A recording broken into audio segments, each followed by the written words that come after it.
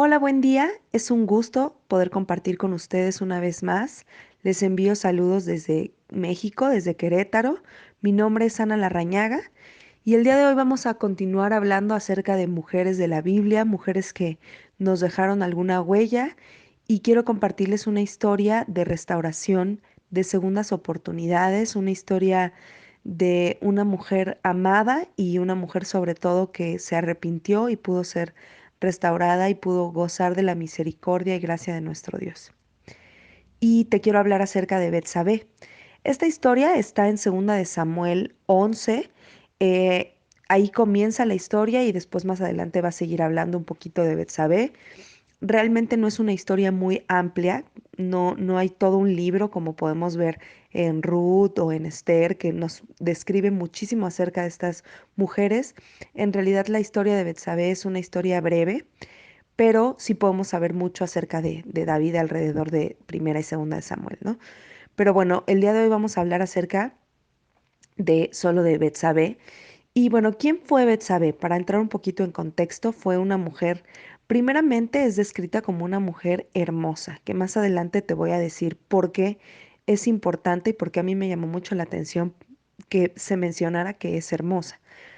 Fue la esposa de Urías, fue una esposa muy amada, una esposa muy cuidada y muy protegida por su esposo, pero también fue una mujer adúltera que pues desgraciadamente cayó en la tentación con David. Pero lo más maravilloso es que también fue una mujer restaurada y que después fue una mujer recompensada siendo la madre de Salomón, uno de los personajes más importantes de la historia de la Biblia. Pero bueno, vamos a detallar un poco cada punto. El primero, como te decía, me llama la atención que es mencionada como una mujer hermosa. En algún momento Urias la describe así y David obviamente también la describe como una mujer hermosa. Y como te decía, sin duda también fue una mujer amada por Urias. Él en alguna parte de la Biblia también la describe como su corderita, como lo más importante para él, ¿no? Y como alguien frágil. Sin embargo, pues esta mujer, como les decía, en algún momento fue débil y fue dejada llevar por la tentación.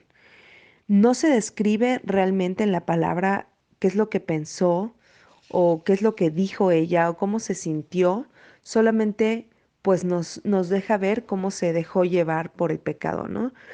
Si ustedes no conocen muy bien la historia, bueno, lo que sucedió es que ella estaba tomando un baño mientras su esposo había sido enviado a la guerra. Su esposo era un soldado muy importante y David, bueno, pues se aprovechó ahí un poquito de la situación, la vio, la estuvo viendo por un largo tiempo. Algunos estudiosos de la Biblia dicen que en esta parte que ella es muy culpada por estarse bañando como desnuda en público, pues es un poco falsa porque la Biblia no menciona que realmente ella esté desnuda y haciendo un poco de énfasis en lo que se acostumbraba en ese tiempo las mujeres cuando se bañaban así en público, en un río o en algún lugar donde las pudieran ver, no se bañaban desnudas. Entonces realmente la intención de Betsabé no era hacer algo malo, no era tentar a nadie.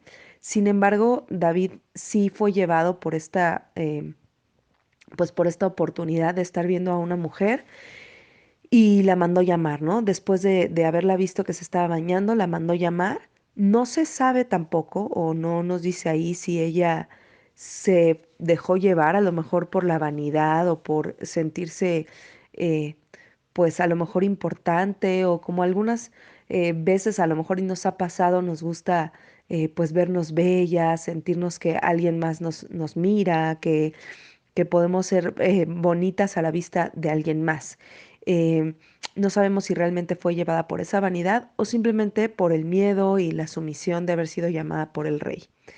Sin embargo, bueno, eh, es una línea muy delgada entre ser obediente, entre haber sido obediente al rey y después haber caído. David fue quien tomó la iniciativa, pero a veces, no solo Betsabe, creo que muchas de nosotras acudimos al llamado a la tentación sabiendo que la línea es muy delgada y que podemos caer. No solamente en el adulterio o en la fornicación, sino en muchas otras cosas, en el chisme, que es algo como muy común en nosotras, las mujeres, en hablar mal de alguien, en mentir, en a lo mejor tener un descuido. Hay miles de cosas que a veces eh, el enemigo nos hace ese llamado y nosotras acudimos al llamado a la tentación sabiendo que vamos a caer. No se sabe realmente Betsabe cómo estaba actuando en ese momento, pero al final acudió al llamado y cayó en la tentación. Después de aún haber caído en la tentación, Betsabe no fue honesta y no confesó a su marido la verdad. Y creo que esto es lo más importante, ¿no? Muchas veces pecamos, muchas veces hacemos infinidad de cosas que pueden desagradar a Dios, que pueden desagradar incluso a nuestros maridos, que pueden desagradar a nuestros pastores, que podemos infringir muchas reglas y hacer muchas cosas, pero aquí lo que me resalta de la parte de Betsabé es que no solamente cayó en la tentación, sino que tuvo la oportunidad de confesar ese pecado oculto por el que estaba pasando y no lo hizo. Sobre todo porque estaba sufriendo una consecuencia bastante importante que era pues haber salido embarazada después de haber caído en la tentación con David. Ella tuvo la oportunidad cuando Urias regresó de poder buscarlo, de poder decirle lo que estaba pasando y a lo mejor tener una reconciliación, tener una restauración juntos y no lo hizo. Y aún así, pues permitió también, acudió con David a decirle que estaba embarazada en lugar de con su esposo y permitió también que pues David hiciera lo suyo y terminó, pues como sabemos algunas, terminó mandando matar a Urias. Dios le dio la primera oportunidad y no la aprovechó. Bueno, le dio la primera oportunidad de no haber asistido al llamado de David y no la aprovechó. Le dio la segunda oportunidad de poder confesarlo con su esposo y tampoco fue aprovechada. ¿Y cuántas veces somos así en mil situaciones, ¿no? A veces creo que como mujeres nos cuesta esa parte de ir y confesar nuestros propios pecados. A veces es muy fácil ir a decir, ay, es que hizo esto esta persona, o ir a hablar con alguien, pero realmente nosotras a veces no somos 100% honestas. Como te decía, no solamente con situaciones con nuestros esposos, sino con situaciones en general, incluso en nuestro ministerio, en la iglesia y a veces podemos ver las consecuencias y hasta que tenemos ya la consecuencia enfrente de nosotros, confesamos. Sin embargo, Betsabé, aún teniendo las consecuencias, nunca lo confesó a Urías. Y más adelante, bueno, después de la muerte de Urías, pues ella sí dice la palabra en 2 de Samuel, capítulo 11, que ella pues hizo un duelo y estuvo bastante triste, obviamente se sentía culpable y ahí fue donde empezó su arrepentimiento. Después no solamente vivió la muerte de Urías, sino también tuvo la consecuencia y un tercer llamado de atención de parte de Dios, perdiendo a su hijo. Y tanto ella como David, pues tuvieron esta situación de quebrantamiento, un tiempo de duelo en donde los dos pasaron por esta situación de haber perdido un hijo. Y es ahí donde ella se arrepiente y es quebrantada. A veces nos pasa, ¿no? Que después de mucho tiempo, después de ser quebrantadas y de llegar a tocar fondo, es cuando podemos realmente arrepentirnos y arrepentirnos genuinamente. Lo más maravilloso de esta historia es que ahí es donde ella entonces puede ser quebrantada y puede recibir la disciplina de Dios con amor, recibir el amor de Dios, porque estas disciplinas vinieron a ella obviamente por el amor y misericordia de Dios. Vino el arrepentimiento, pero con el arrepentimiento también vino el perdón. No hay pecado oculto que no traiga maldición o que no traiga consecuencias. Sin embargo, no hay pecado confesado que no traiga bendición, que no traiga perdón, que no traiga liberación, sanidad y sobre todo restauración. La palabra nos dice que confesemos nuestros pecados y habrá algunos pecados que sean muy internos, que sean cosas que solo tú y el Señor pueden saberlo. Y es importante que lo confesemos y que nos podamos poner a cuentas con Dios cada día, con todas esas cosas que traemos cargando.